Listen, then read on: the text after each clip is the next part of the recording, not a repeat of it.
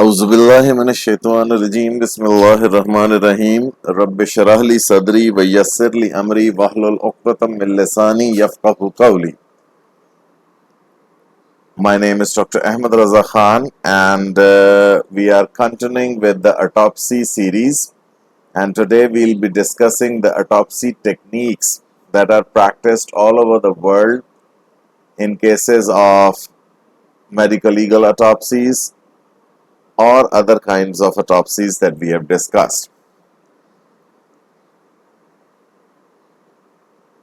Starting with the list of the categories or the types of autopsies that are practiced throughout the world. Number one is the technique of Latour. Number two, the technique of Gone. Number three, the technique of Verku. And fourthly, the technique of Rokitansky. We'll be discussing them one by one. What are the differences between them? Why one method is the method of choice at one time, and why the other method is opted in different scenarios. Starting with the first one, the luteal, or also known as the en masse dissection. In this method, the mortician removes all the internal organs at one time. This evisceration technique is most commonly performed in the medical legal autopsies, and also it is considered as the best one too. It's a very lengthy procedure, it's a very time consuming procedure, and it's a very hectic procedure. And it might also require an assistant mortician along with a mortician to dissect out the entire viscera of the body. However, a well-trained mortician can do it in adequate time, but at times it might be a very time-consuming process in an inexperienced hand. But the good thing about this technique is that all the attachments and the relationship between the organs are left intact. For your study, you have to observe all the viscera before removing them or cutting them into organ blocks. Like once the en masse removed organs are placed on the table of the mortician, then they are subsequently dissected into the organ blocks, but before that their interrelationships are studied and the attachments and everything is meticulously observed. And the only drawback of this method is a large conglomerate of organs placed outside the body for dissection, but by and large it is considered the best autopsy technique. Moving on to the next one, Gone en bloc dissection. This second method is a modification of method described originally by Gone, and this involves extracting the organs in 4 or 5 separate blocks or plaques, which are constituted on the following. Number one, the thoracic plaque.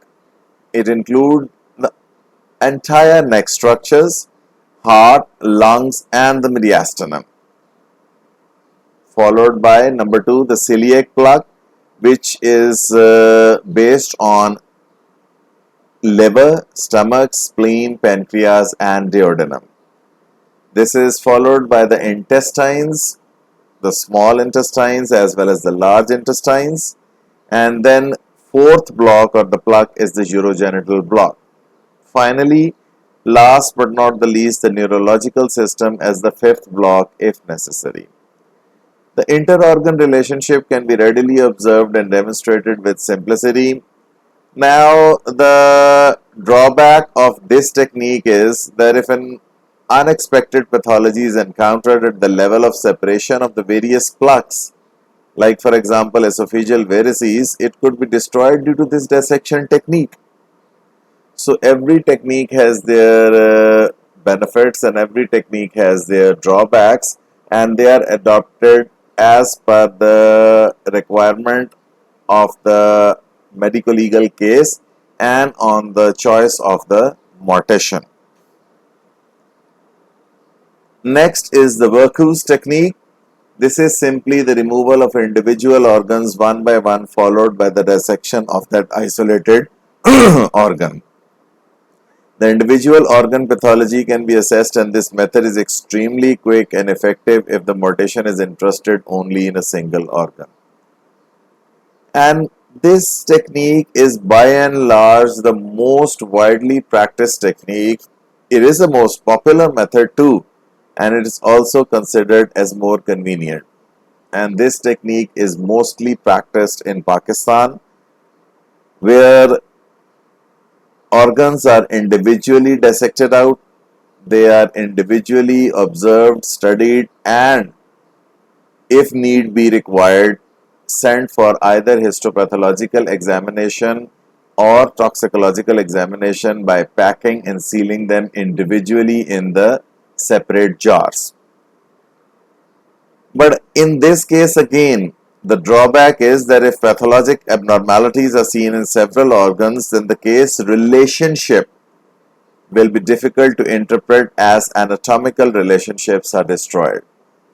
So again, there are shortcomings and benefits, depends upon the mortician's choice of dissection.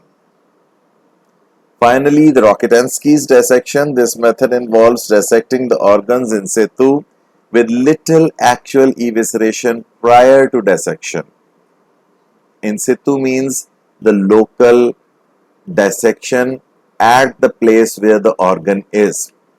You do not eviscerate the organ out of the body and then dissect it. You do a little dissection within the body cavity, and then if need be, you might eviscerate that organ too.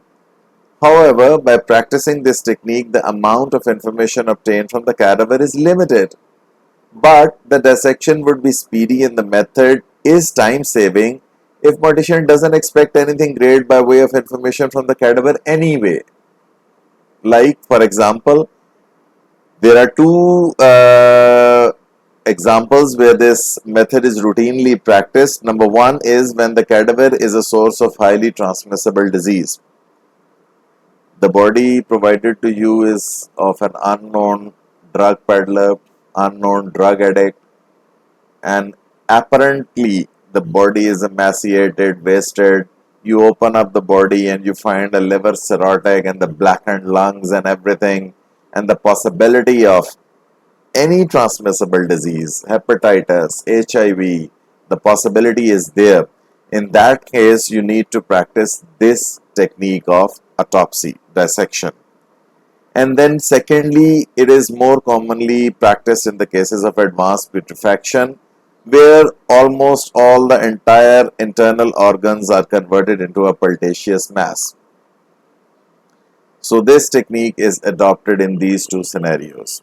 So these are the four techniques by and large which are practiced in the world, and having their own shortcomings, having their own benefits and everything.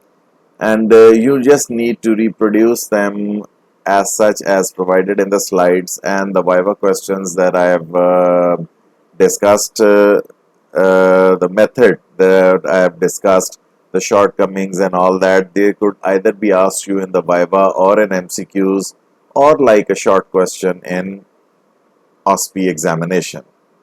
So stay tuned in. The next lecture will be about the autopsy incisions and the exploration of the body cavities. Take care. Allah Hafiz.